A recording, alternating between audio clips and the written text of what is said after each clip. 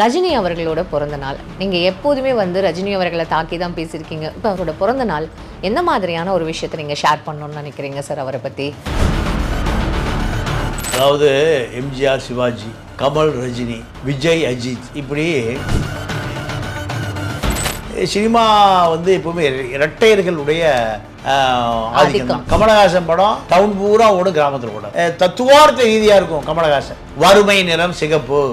என்ன கம்யூனிஸ்டா? வாட் கம்யூனிஸ்டா? ஏன் சார் உங்களுக்கு அப்படி அஸ்தியில ஜுரம் வருது? கம்யூனிஸ்டா கலாட்டா பண்ணுவான், ஊரை கொளுத்துவான், அவ்வளவுதானே. வறுமை நிற சிகப்பை வந்து ரஜினி நடிச்சா ஓடுமா? ஓடாது. எம்ஜிஆர் படத்தை பொறுத்த வரைக்கும் ஒரு வயசான பாட்டி நடுக்காட்டில் போயிட்டு இருப்பான். அந்த அம்மா எவனாவது வில்ல வந்து பெரிய மறு வச்சுட்டு பெரிய மீசை வச்சுட்டு இந்த கலர் கலராக பனியன் போட்டு அந்த பாட்டியை தொந்தரவு பண்ணா எம்ஜிஆர் டக்குன்னு நான் கூச்சிடுவார்.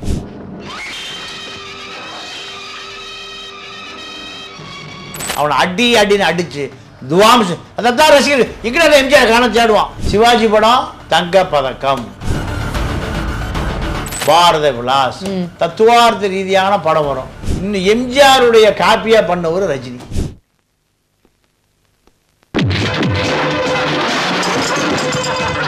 ஒரு கலைஞனுக்கான அத்தனை தகுதியும் படைத்தவர் ரஜினி, நான் மாற்று கருத்து இல்லை. ஆனால் அவர் எங்கேஜ்லயே வயசான ரோல்லாம் கூட பண்ணியிருக்காருல்ல சார். இந்த முள்ளும் மலரும், போனா ஒரு கேள்விக்குறி அப்படின்ற 6 to 60 வரை படம்லாம் வந்து பேசுற மாதிரி ஒரு படம். எம்ஜிஆர் இல்லாத அந்த இடத்தை நிரப்பியவர் ரஜினி.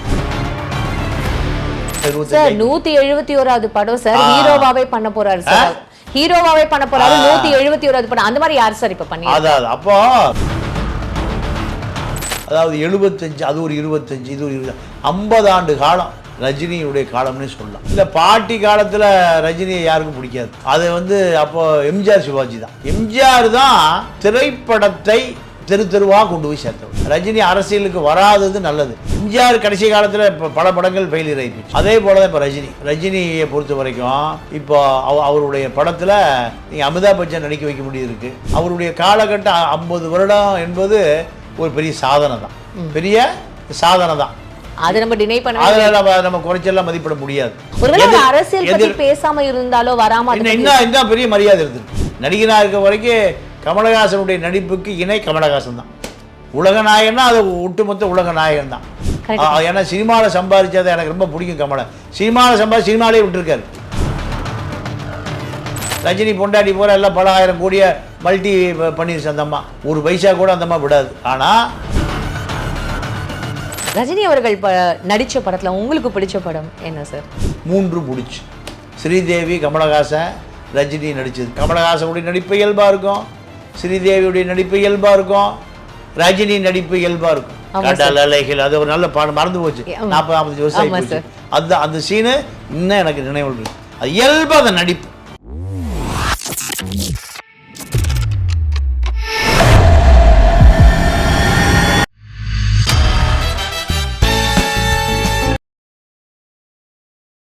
பிபிடி சினிமா நேயர்கள் அனைவருக்கும் வணக்கம். இன்னைக்கு நம்மளோட தமிழா பாண்டியன் சார் தான் இருக்காரு. நிகழ்ச்சிக்கு போகலாம் சார். வணக்கம் சார். இப்போ அடுத்ததான் வந்து ரஜினி அவர்களோட பிறந்த நாள். நீங்கள் எப்போதுமே வந்து ரஜினி அவர்களை தாக்கி தான் பேசியிருக்கீங்க. இப்போ அவரோட பிறந்த நாள் எந்த மாதிரியான ஒரு விஷயத்தை நீங்கள் ஷேர் பண்ணணும்னு நினைக்கிறீங்க சார் அவரை பற்றி?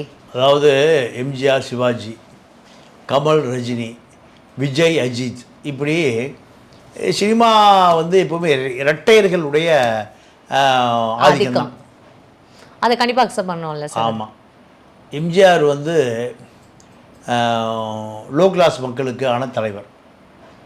நீங்கள் கிராமம் பூரா ஓடும், டவுனில் ஓடாது.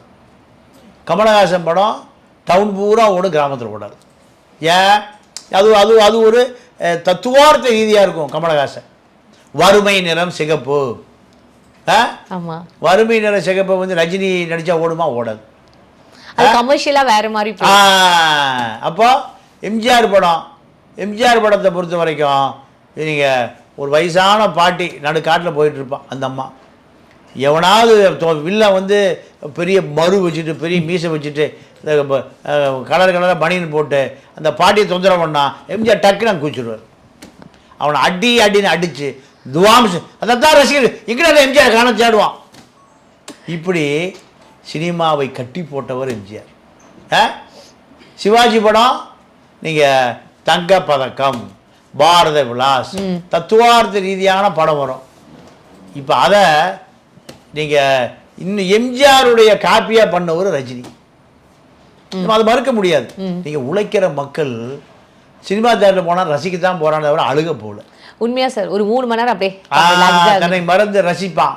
இப்போ பக்கத்தில் இருக்கிறவன் நடிப்பான், சைடில் இருக்கிறவன் குத்துவான், இப்படி. அப்போ அது ஒரு கலைஞனுக்கான அத்தனை தகுதியும் படைத்தவர் ரஜினி, நான் மாற்று கருத்தே இல்லை. ஆனால் அவரை பொறுத்த வரைக்கும் தனிப்பட்ட முறையில் ரஜினியை எத்தனை பாராட்டினாலும் தகும்.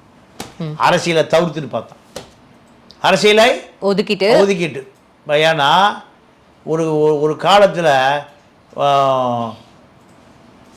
சினிமாவுக்காக புறப்பட்ட சிவாஜி ராவ் கெய்க்வாட், பூர்வீக மராட்டி, பெங்களூரில் கண்டக்டர் வேலைக்கு வராரு. கண்டக்டர் வேலையில் இருக்கும்போது சினிமா ஆசை வந்து திரைப்பட கல்லூரிக்கு வந்து நடித்து பழகிறாரு. படிச்சுட்டு பழகிட்டு திரைப்பட கல்லூரியில் படிச்சுட்டு சினிமா துறைக்கு வராரு. வந்தால் ஒரு திரையுலக கலைஞனாகவே இருக்கார். அவர் புத்திசாலித்தனமாக அரசியலுக்கே வரல. அவருடைய காலம் அதை என்பது எப்படின்னு கேட்டிங்கன்னா, நீங்கள் 90 to 2000, நீங்கள் அதாவது 75 to 2000, 3 முடிச்சு வில்லனாக வருவார். ஆமாம் சார். அப்போ அது சீரியஸான வில்லன், எல்லாரும் அதை விரும்புவாங்க, ரசிகர். சார் அவர் எங்கேஜ்லயே வயசான ரோல்லாம் கூட பண்ணியிருக்காருல்ல சார். இந்த முள்ளும் மலரும், போனா ஒரு கேள்விக்குறி அப்படின்ற 6 to 60 வரை படம்லாம் வந்து பேசுற மாதிரி ஒரு படம். ஏன்னா வாழ்ந்திருக்காரு ரஜினி சார் அந்த படத்துல எல்லாம் அப்படின்ற மாதிரி ஒரு வாழ்க்கையோட யதார்த்தத்தோட, அப்ப இருக்கிற மிடில் கிளாஸ் அவங்களோட வாழ்க்கையோட ஒரு போராட்டம், அவங்களோட வாழ்க்கையோட யதார்த்தம் எப்படின்றத இவர் உண்மையாவே வாழ்ந்து காமிச்சிருக்கிற மாதிரி சொல்லியிருக்காரு. நீங்க அந்த மாதிரி நல்ல கலைஞர் தான், அதுல நீங்க மாற்று கருத்தே இல்லை. ரஜினியை பொறுத்த வரைக்கும் எம்ஜிஆர் இல்லாத அந்த இடத்தை நிரப்பியவர் ரஜினி. வேற யார் அந்த இடத்தை யாராலும் நிரப்ப முடியாது. இன்னைக்கு வரைக்கும் பொழுதுபோக்கு படம், ஒரு சினிமா நடிகரை பார்த்த ஒரு நல்ல கலைஞன். எப்போ 75லிருந்து இப்போ வருஷம் 2024-25 171வது படம் சார். ஹீரோவாவே பண்ண போறாரு சார்.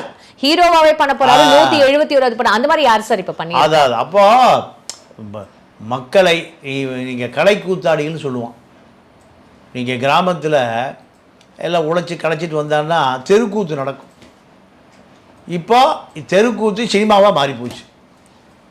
உழைக்கிற மக்களை அந்த உழைப்பு தெரியாமல், சோர்வு தெரியாமல் அவர்களை கலை உலகத்தின் மூலம் திரைப்படம் 40 பைசா டிக்கெட் நானே போய் பார்த்துருக்கேன். 40 பைசா கிராமங்கள் அது இல்லைன்னா அவன் ரொம்ப நோயாளி ஆயிடுவான்.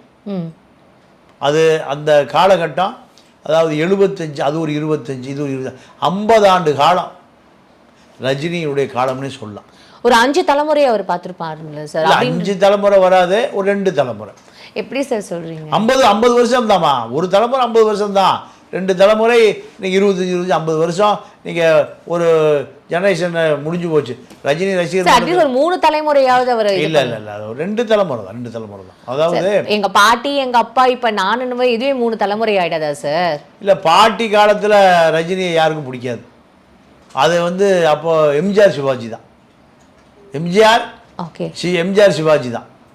எம்ஜிஆர் சிவாஜிக்கு பின்னாடி நீங்கள் வந்த ஒரு தலைமுறை. இப்போ எனக்கு 75ல் எனக்கு 25 வயசு. நான் ரஜினி படத்தை விரும்பி பார்ப்பேன், கமல் படத்தை விரும்பி பார்ப்பேன். எம்ஜிஆர் படம்ங்கிறது எனக்கு அது ஓகே. எம்ஜிஆர் படத்தை விட ரஜினி படத்தை தான் போவோம். ஏன்னா அப்போ எம்ஜிஆர் வந்து 80ஓட அவர் சினிமா லைஃப் முடிஞ்சு போச்சு. அவர் 60 to 80 தான் வருது, 20 வருஷம். புரியுது சார். 60 to 80 தான். நான் பிறந்ததே 60 தான். அப்போ அடுத்து நீங்கள் எம்ஜிஆர் தான் திரைப்படத்தை தெருவாக கொண்டு போய் சேர்த்தவர். இப்போ எம்ஜிஆர் படம் வருதுன்னா ஒரு விழாவாக கொண்டாடுவான். அதுக்கப்புறம் ரஜினி அவர்கள் படத்தை அப்படி தானே சார் கொண்டாடிப்பாரு. அது ரஜினி ரசிகர்கள் அப்படி தான். அதில் எம்ஜிஆர் மாதிரி ரஜினிக்கெலாம் வராது.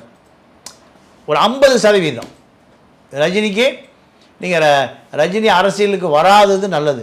எம்ஜிஆர் புகழோடு மறைஞ்சிட்டார். ரஜினி அரசியலுக்கு வந்திருந்தா புகழ் பூரா போயிருக்கும். சார் இப்போ நீங்க இந்த விஷயத்த 171வது படத்துல யார் சார் கண்டினியூஸா இந்த மாதிரி ஹீரோவா நடிக்க முடியும்? சூப்பர் ஸ்டார் பட்டம் சார்.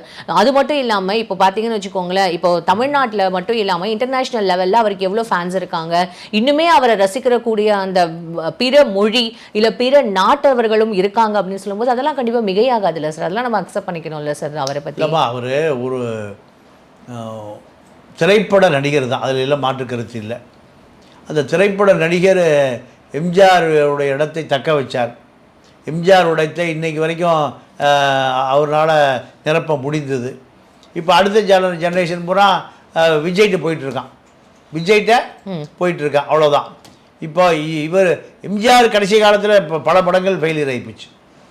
நவரத்னம், மீனவன் நண்பன், இப்படி நிறைய படம் 80களில் வந்த படம்லாம் ரொம்ப ஓடலை. ஓகே. அதே போல் தான் இப்போ ரஜினியை பொறுத்த வரைக்கும் இப்போ அவருடைய படத்தில் நீங்கள் அமிதாப் பச்சன் நடிக்க வைக்க வேண்டியது இருக்குது, பல நடிகர்கள் நடிக்க வைக்க வேண்டியது இருக்குது. அதனால் நீங்கள் இப்போ அவருடைய காலகட்டம் 50 வருடம் என்பது ஒரு பெரிய சாதனை தான், அதை நம்ம டினை பண்ண, அதில் நம்ம குறைச்செல்லாம் மதிப்பிட முடியாது.